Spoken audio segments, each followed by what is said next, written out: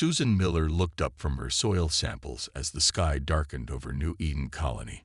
At first, she thought it was just another storm rolling in from the northern mountains. Weather on this planet was still unpredictable, even after 10 years of terraforming work.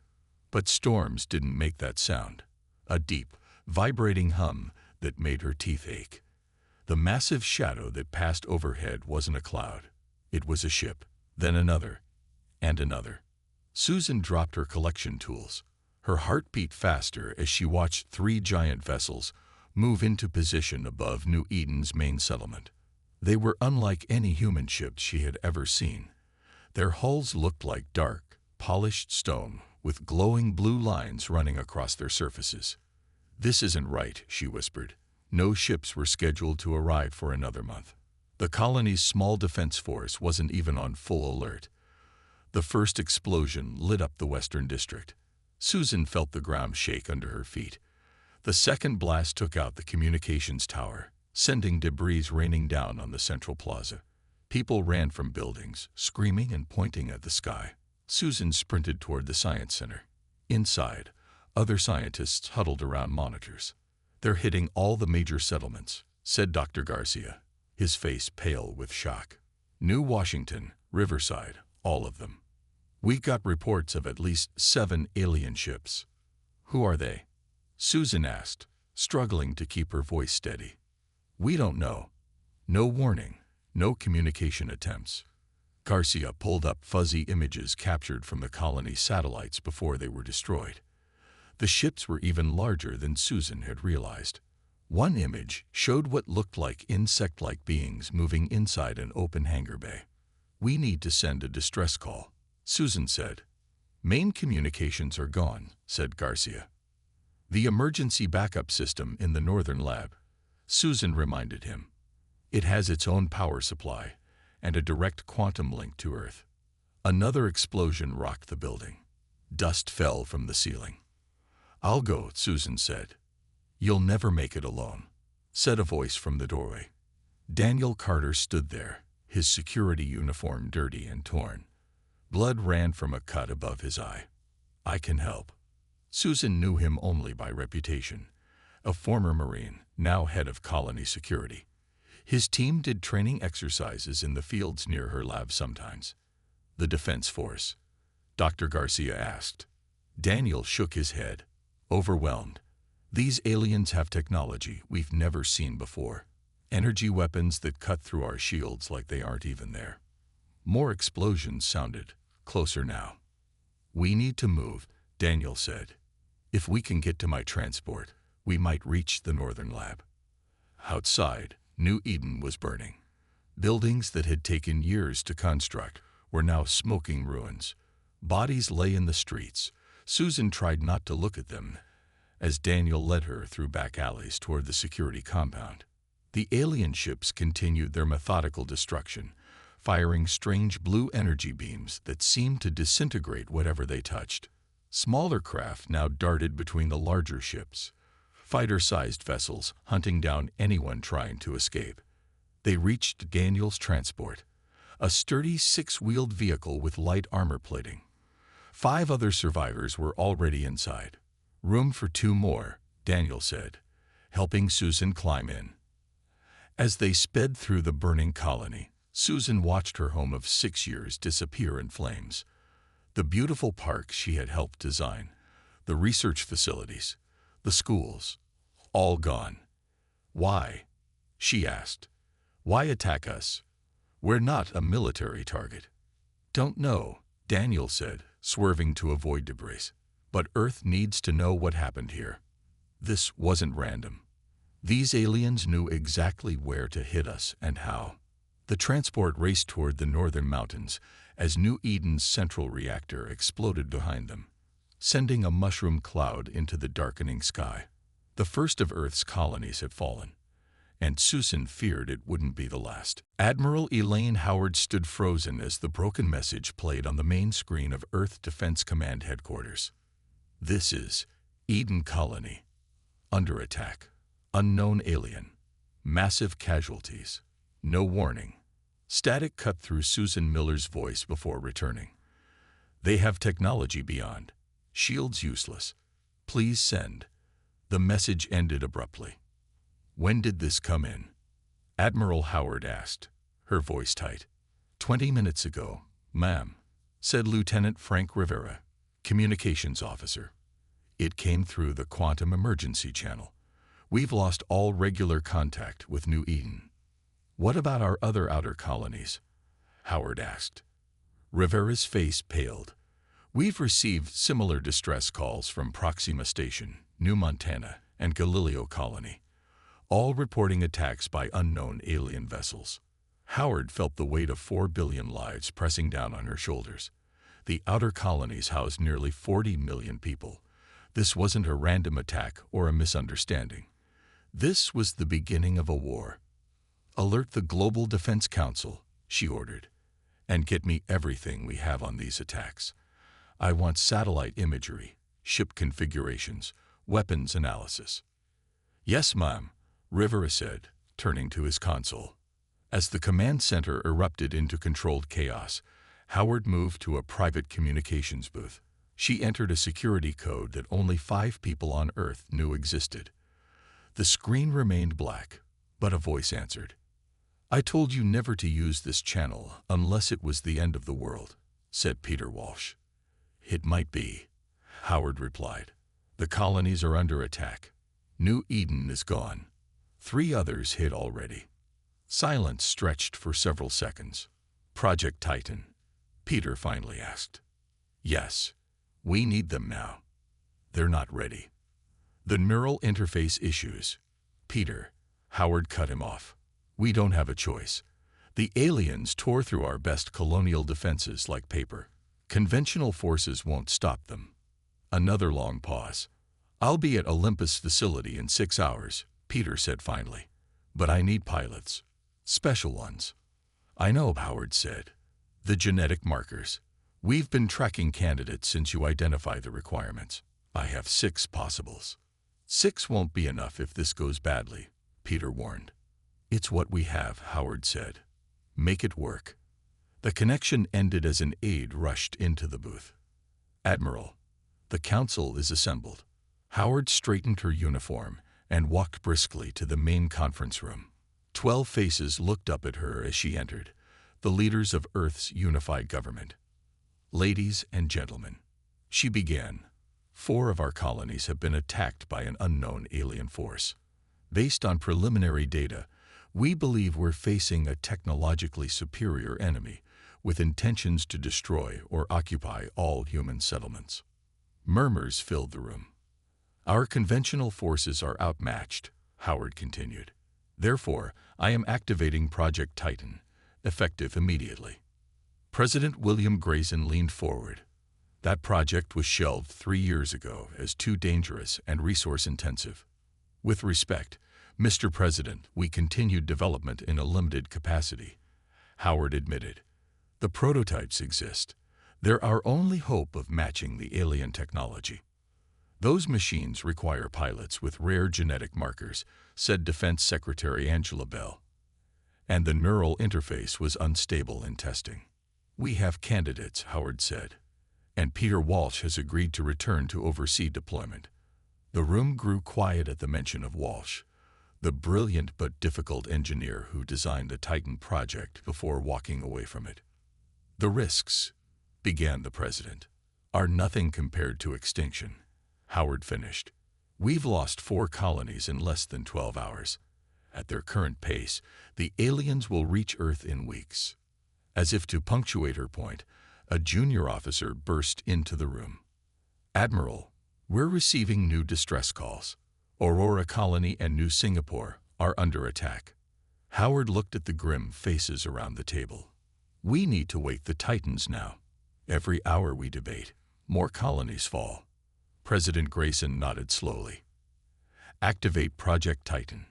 God help us all. Deep beneath the Pacific Ocean, the Olympus facility hummed with renewed activity. For 3 years, the massive underground base had been operating with minimal staff, maintaining the sleeping giants that rested in its central chamber. Peter Walsh walked slowly around the first Titan, his hand touching the cool metal of its foot. The machine towered above him, over 80 meters tall. Its humanoid shape was both familiar and alien. 2 arms, 2 legs, a head, but proportions that spoke more of weapon than human. "I never thought we'd actually use them," he said quietly. Admiral Howard stood beside him. "Neither did I. But here we are." 6 Titans stood in a row, each one slightly different in design, but all built with the same purpose: to fight a war that no one had expected. Until now. "Have you selected the pilots?" Peter asked. Howard nodded. "They're being brought in now. All 6 meet the genetic requirements." "Meeting requirements isn't enough," Peter warned. "The neural link is dangerous. It can burn out a person's mind if they can't handle the load." "We don't have time for the full training program," Howard said. "You said that yourself." Before Peter could respond, a door opened, and 6 people were led into the chamber. They stared up at the Titans with expressions ranging from awe to fear. Howard stepped forward. "Welcome to Project Titan. You've all been selected based on your unique genetic markers and skills. I won't lie to you. What we're asking is dangerous." A young woman with short black hair raised her hand. "The alien threat. Is it as bad as they're saying on the news?" "Worse," Howard answered. "We've lost contact with 7 colonies, billions in damages, millions of casualties, and our conventional forces have proven ineffective." Peter approached the group. "I'm Peter Walsh. I designed these machines. They were built using technology we've been developing for nearly a decade. Each Titan requires a neural link with its pilot." "You mean we'll be controlling them remotely?" asked a tall man with a military bearing. "No," Peter said. "You'll be inside them. The neural link connects your mind directly to the Titan systems. You'll feel what it feels, move as it moves." A woman with glasses and a scientist's badge stepped forward. "That's not possible. The human brain can't process that much data." "Yours can," Peter told her. "That's why you're here, Dr. Wright. Each of you has a unique brain structure that allows for the link." Howard introduced each candidate. Catherine Lee, shuttle pilot with the highest recorded reflexes in the program. Alan Martinez, tactical commander with the European Defense Force. Samantha Wright, quantum physicist. John Reeves, deep space construction specialist. Lissa Bennett, combat medic. And Paul Davis, communications expert. "Why us?" Catherine asked. "I'm just a pilot who can process visual information 3 times faster than normal humans," Peter explained. "Each of you has abilities that match your assigned Titan." He pointed to the first machine, its armor painted with blue streaks like lightning. "Thunderstrike, designed for speed and precision." "That's yours, Catherine." Alan was assigned to Colossus, the heaviest Titan. Samantha to Quantum, the most technologically advanced. The others received their assignments as well. "Training begins immediately," Howard said. "We estimate 2 weeks before the alien forces reach Mars colony." 2 weeks. Peter looked alarmed. "The neural integration alone takes a month." "We don't have a month," Howard reminded him. "Do what you can." As the candidates were led away for their first round of tests, Peter stared up at the silent giants. "They're not ready," he said quietly. "And neither are we." Howard placed a hand on his shoulder. "Ready or not, this is humanity's best hope. Make it work, Peter."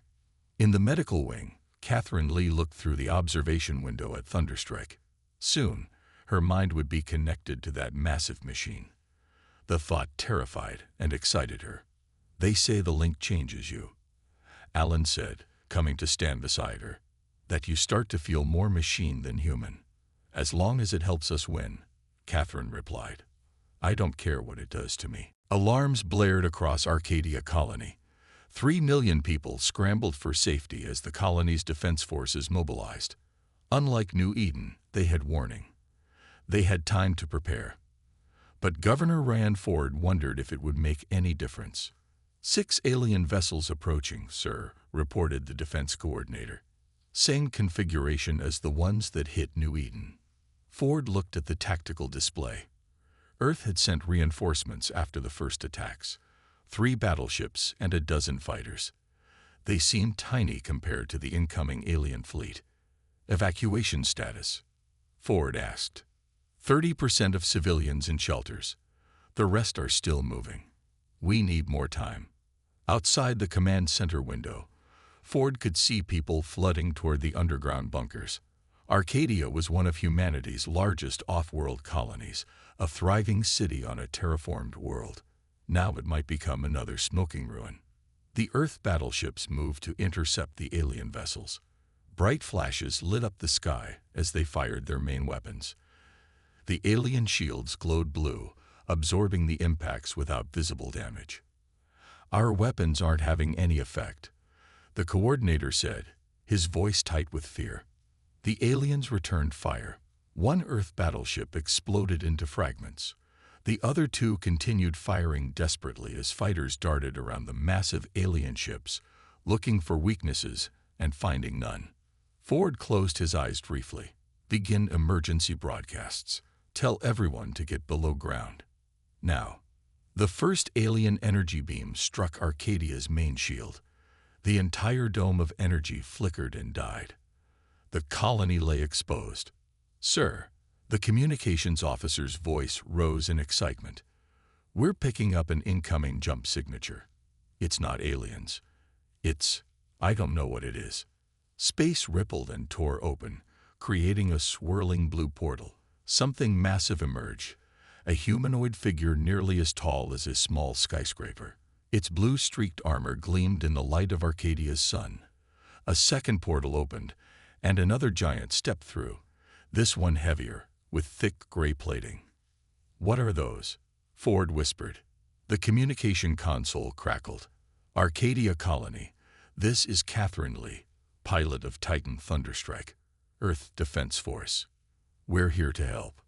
The first giant, Thunderstrike, moved with impossible speed toward the alien vessels. From its arm, a weapon unfolded, firing pulses of energy that cut through the alien shields. The second Titan, Colossus, piloted by Alan Martinez, engaged another alien ship, its massive fists crashing against the hull. Inside Thunderstrike's control chamber, Catherine felt every movement, as if it were her own body. The neural link connected her mind directly to the giant machine. When she raised her arm, the Titan's arm rose. When she stepped forward, it advanced. The sensation was overwhelming but exhilarating. Alien vessel targeting civilian sector, reported the tactical system directly into her mind. Catherine swung Thunderstrike around, calculating trajectories instantly through the neural link. She intercepted the alien energy beam with her Titan's shield, dispersing the deadly energy harmlessly into space. Ellen, they're trying to hit the evacuation zones, she called to her fellow pilot. I see it, Alan replied, his voice strained. Controlling Colossus required immense mental focus. Taking heavy fire here. Catherine moved Thunderstrike between the aliens and the colony. The neural link fed her tactical data faster than any human could process it normally. But her enhanced brain, connected to the Titan systems, could handle the flood of information. 1 alien ship exploded under Colossus's assault. The others began to retreat, their weapons unable to penetrate the Titan's advanced armor. They're falling back, Catherine reported. We did it. Her celebration was cut short by an agonized scream over the comm system. Alan, what's wrong? No response came from Colossus. The massive Titan had stopped moving, standing frozen in space. Neural feedback, said Peter Walsh's voice from Mission Control. The link is overloading his brain. Catherine, finish this alone. We need to extract Alan before permanent damage occurs. As the alien ships retreated from Arcadia, Catherine felt both victory and fear. They had saved the colony, but at what cost to Alan? And what would happen when the aliens returned with more ships? Peter Walsh stared at the data scrolling across his screen. For 2 weeks, he had been analyzing the attack patterns of the alien ships they now knew were called the Kravek. He saw something that troubled him deeply. They're targeting specific mining colonies, he told Admiral Howard, pointing to a map of the attacked settlements. Look at the pattern. New Eden, Proxima, Galileo, all major producers of rare minerals. Howard frowned. Which minerals specifically? Quantum-stable isotopes, the same elements we use in the Titan neural interfaces. Peter pulled up chemical analyses from the colony reports. They're hunting for something. Something related to our Titan technology. That's impossible, Howard said. The Titan project was completely classified. No one outside this facility knew the details. Someone did, Peter insisted. Or something did. The timing is too perfect. We activate the Titans, and suddenly aliens attack who are specifically interested in the materials we need for our only effective weapon against them. In the medical wing, Alan Martinez lay unconscious, his brain still recovering from the neural feedback during the Arcadia battle. Catherine sat beside his bed. Will he recover? She asked the doctor. The damage was extensive, the doctor replied. But his brain is adapting. We've never seen neural plasticity like this before. It's as if the Titan connection changed his neural pathways. Catherine touched her own temple. Since piloting Thunderstrike, she had been experiencing strange dreams, flashes of alien landscapes and bizarre symbols that felt oddly familiar. The door opened, and Samantha Wright entered. The physicist had completed her neural integration training and was now pilot of Quantum, the third Titan. Catherine, they need us in the briefing room, she said. The survivors from New Eden have arrived on Earth. In the main conference room, Susan Miller stood before a group of military and scientific personnel. She looked exhausted but determined. The aliens communicate through a bioelectric field, she explained, showing readings taken during the escape from New Eden. Daniel and I observed their troops during our evacuation. They seem to share information instantly across distances, like a hive mind. That explains their coordination, said Admiral Howard, but it might also be a weakness we can exploit. Exactly, Susan agreed. If we could disrupt their network, they might lose their tactical advantage. Catherine raised her hand. I've been experiencing something strange through the neural link. Images, symbols that don't make sense to me. Peter Walsh turned to her sharply. What kind of symbols? Geometric patterns, strange writing, and landscapes I'd never seen. Peter and Samantha exchanged worried glances. Catherine, I need to run some tests on your neural patterns, Peter said. I have a theory, but it's troubling.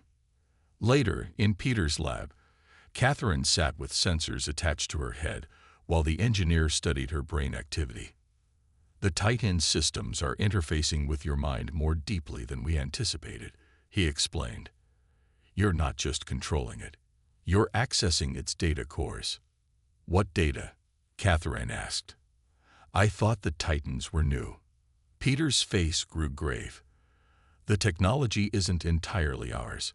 Years ago, we recovered materials from what we thought was a meteor crash. It wasn't a meteor. The Kravik, Catherine whispered. We reversed engineered their technology. Peter nodded slowly. A scout ship, we think. But we never fully understood all we found. The Titans contain components we built based on alien designs we didn't completely comprehend. Catherine felt cold. So when I connect to Thunderstrike, you might be connecting to more than just our systems, Peter confirmed. The symbols you're seeing could be Kravik data embedded in the technology. Admiral Howard entered the lab, her face tense. We've detected a massive Kravik fleet moving toward the Sigma colony. Over 5 million people live there. How many ships? Peter asked. 15. More than we've ever faced. They're escalating. Catherine stood up, removing the sensors. Then we need all 4 operational Titans. Even if Alan is down, we still have me, Samantha, and John in barrier. The neural risk is too high, Peter warned. We still don't understand what happened to Alan. We don't have a choice, Catherine replied. And if I'm connecting to their technology somehow, maybe I can use that. Find a weakness. Howard nodded grimly. Suit up. You launch in 30 minutes. The ruins of New Eden lay silent under alien skies. Once a thriving colony of 80,000 people, now it was a graveyard of broken buildings and shattered dreams. But it was not empty. Kravak forces had established a forward base in the colony center. Their insect-like soldiers moved with purpose, setting up equipment and defenses. They were preparing for something bigger. 3 jump portals tore open the sky above the ruined colony. From them emerged the Titans. Thunderstrike, piloted by Catherine. Quantum, controlled by Samantha. And Barrier, with John at the neural helm. Remember the plan. Admiral Howard's voice came through their secure channel. This is our first offensive operation. Hit their command center, disrupt their communications, and gather any intelligence you can. Catherine felt Thunderstrike respond to her thoughts as if it were her own body. The neural link had grown stronger with each mission. Sometimes she wasn't sure where she ended and the machine began. Susan's data on their Hive network is loaded into your systems, Peter Walsh added. Samantha, Quantum's disruption field should interfere with their communications. Use it when you're in position. The 3 Titans descended toward the colony. Immediately, Kravak defense systems activated. Energy beams lanced upward, striking Barrier's shield. Holding, John reported. But their weapons are stronger than before. They've adapted since Arcadia. Catherine moved Thunderstrike with blinding speed, dodging enemy fire while targeting the alien defenses. Her mind processed tactical data through the neural link faster than any human should be able to. Their main command center is in what used to be the colony administration building, she said. I can sense their energy signatures. How can you sense that? Samantha asked, piloting Quantum toward the colony's power plant. It's not in our sensor range yet. Catherine hesitated. The truth was, she didn't know how she knew. The information had simply appeared in her mind, as if Thunderstrike itself was telling her. Just trust me, she said finally. The battle intensified as the Kravak launched fighter craft, small compared to the Titans, but fast and numerous. John's barrier created energy shields that blocked their attacks while Catherine and Samantha pushed forward. Activating disruption field now, Samantha announced. Quantum's specialized systems came online, broadcasting waves of energy that matched the frequency of the Kravak bioelectric communications. The effect was immediate. The alien fighters became disorganized, some colliding with each other as their coordination failed. It's working, John called out. Push to the command center. Catherine drove Thunderstrike toward the colony center. Through the neural link, she felt strange sensations, echoes of anger and confusion that weren't her own. Were they coming from the Kravak? With the alien forces temporarily disoriented, the 3 Titans quickly overwhelmed the defenses. Catherine reached the command center first, Thunderstrike's massive hands tearing open the reinforced structure. Inside, she saw them clearly for the first time, the Kravak commanders. Larger than the soldiers, with complex patterns on their exoskeletons. One looked up at Thunderstrike, its compound eyes flashing with what Catherine somehow knew was recognition. A sudden pain shot through Catherine's mind. Images flooded her consciousness. Stars seen from unfamiliar angles, vast fleets of ships, ceremonial combats between massive armored figures that looked disturbingly like Titans. Catherine, what's happening? Samantha's voice seemed distant. Through Thunderstrike's external sensors, Catherine saw that her Titan had frozen in place, just as Alan's had during the Battle of Arcadia. Something's connecting with me, she managed to say. Through the neural link. It's like they know Thunderstrike. Pull back. Peter's voice cut through the pain. Catherine, disengage now. With tremendous mental effort, Catherine broke the connection. Thunderstrike responded again to her commands. She reached down and grabbed something from the command center. A damaged Kravak data core. Mission accomplished, she reported. I have what we came for. Let's go home. As the Titans withdrew, Catherine looked back at the ruined colony. The strange connection had left her with a disturbing feeling that the war was more complicated than any of them realized, and that Thunderstrike wasn't just a weapon.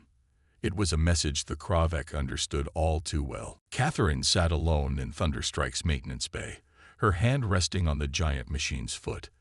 The neural connection was inactive, but she still felt a pull toward the Titan, like a whisper just beyond hearing. The door opened, and Peter Walsh entered, carrying a tablet with data from the captured Kravek core. "We've translated some of their language," he said. "It confirms what I feared." Catherine looked up. "Tell me." "The Titans aren't just based on their technology. They're copies of something the Kravek call Vecthrol, sacred armor used in their succession rituals. Ceremonial combat suits," Catherine said, the knowledge somehow already in her mind. "Used when their leaders challenge each other for control." Peter stared at her. "How did you know that?" "It took our best linguists a week to figure that out." Catherine shook her head. "I don't know. Since the battle at New Eden, information just appears in my thoughts, like memories I never had." "The neural link is deeper than we realized," Peter said. "You're accessing data stored in Thunderstrike's core systems, data we didn't even know was there." In the detention area, a captured Kravek commander was held in a special chamber designed to block its bioelectric signals. Susan Miller studied it through the glass. "Admiral Howard wants to know if we can communicate with it," she told Daniel Carter, who stood beside her.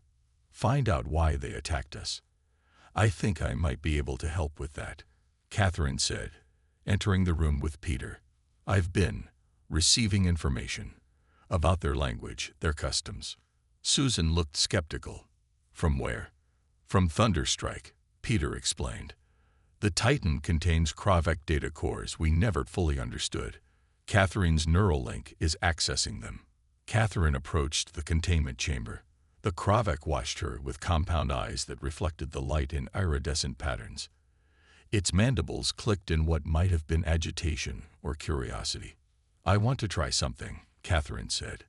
She placed her hand on the communication panel and closed her eyes. Drawing on the strange knowledge flowing through her mind, she sent a specific pattern of bioelectric pulses into the chamber. The Kravek's antennae rose in clear surprise. It moved closer to the glass and responded with its own pattern. "What did you say to it?" Daniel asked. "I identified myself as a..." "There's no exact translation. Pilot warrior of the sacred armor," Catherine explained. "And its response?" Susan asked. "It called me a thief and blasphemer." Catherine sent another pulse pattern. "I'm trying to explain that we didn't know the significance of the technology." The exchange continued for several minutes, Catherine acting as translator between two species that had been killing each other for weeks. "They think we stole their sacred relics," she finally explained to the others. "The technology we found and used to build the Titans comes from armor worn only by their highest religious caste. Using it is sacrilege to them. That's why they attacked." Susan asked incredulously. "A religious war? To them, it's like we desecrated their most holy temple and then paraded around in their sacred garments," Peter said quietly. "I tried to shut down the project years ago when I began to suspect the technology's origin." "Your retirement wasn't voluntary," Catherine realized. Peter nodded. "They removed me from the project when I raised concerns. Classified everything I knew."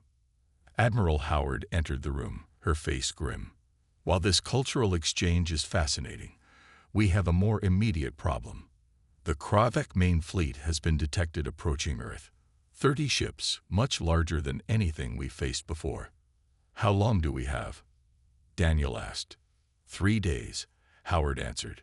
"We need all Titans operational immediately." Catherine turned back to the Kravek commander. "I need to ask it something else." She sent another pulse pattern. The alien's response made her blood run cold. "What did it say?" Howard demanded. "Their leader, the Supreme Hierarch, is coming personally to oversee Earth's destruction," Catherine translated. "To cleanse the sacrilege we've committed. Can we negotiate?" Susan asked. Catherine shook her head. Not unless. She paused, an idea forming. Not unless we challenge them on their own terms, using their own traditions. What do you mean? Howard asked. A ritual combat, Catherine said. In the sacred armor they believe we've desecrated. The space around Earth's moon became a battlefield. 30 massive Kravek ships formed a crescent formation, their weapons charged and ready.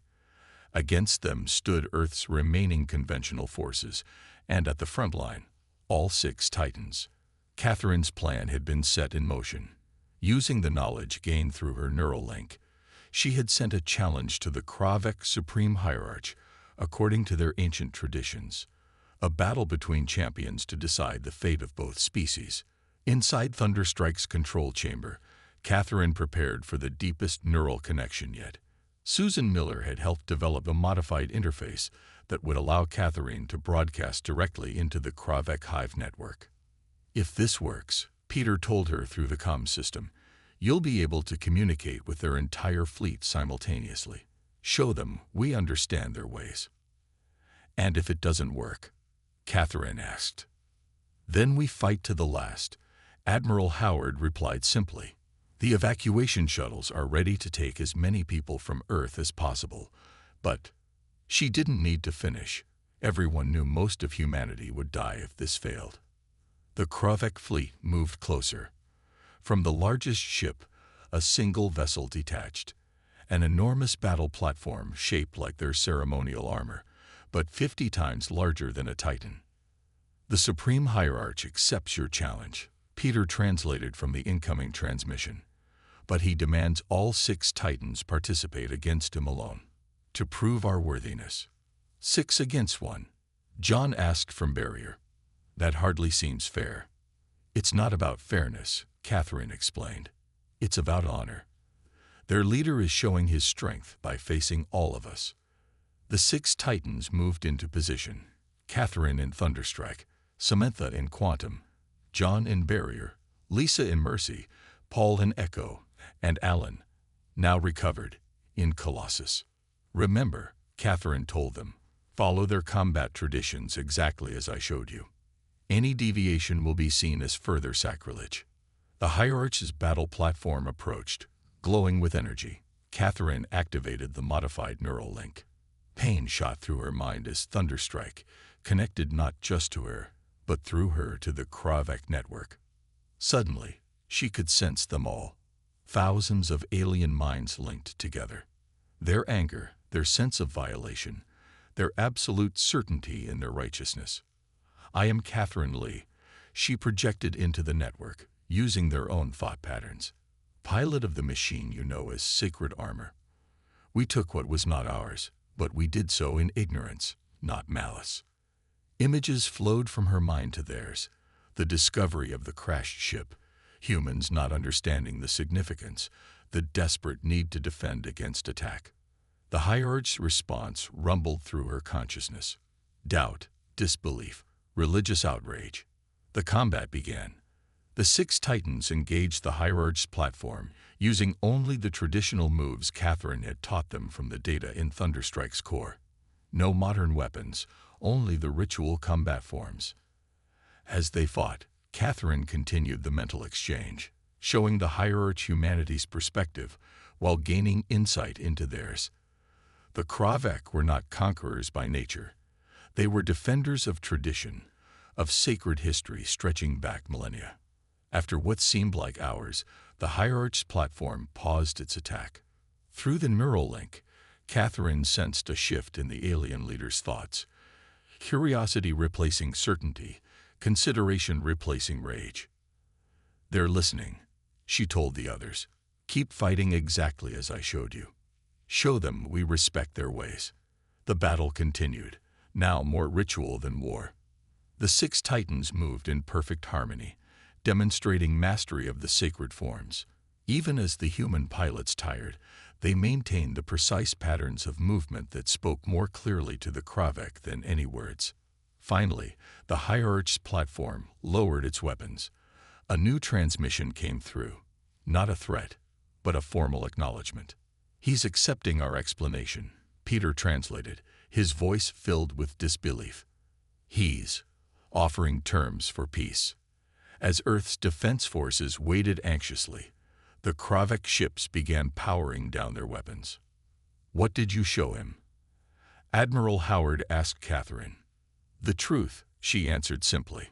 "That we're not so different. Both species fighting to protect what we value. Both capable of understanding the other, if we try." As the Titan pilots disengaged their neural links, exhausted but triumphant, Catherine looked out at the Kravik fleet. No longer enemies, but the beginning of a complex relationship between two very different civilizations. The Titans had stepped into war, but they had walked out with peace.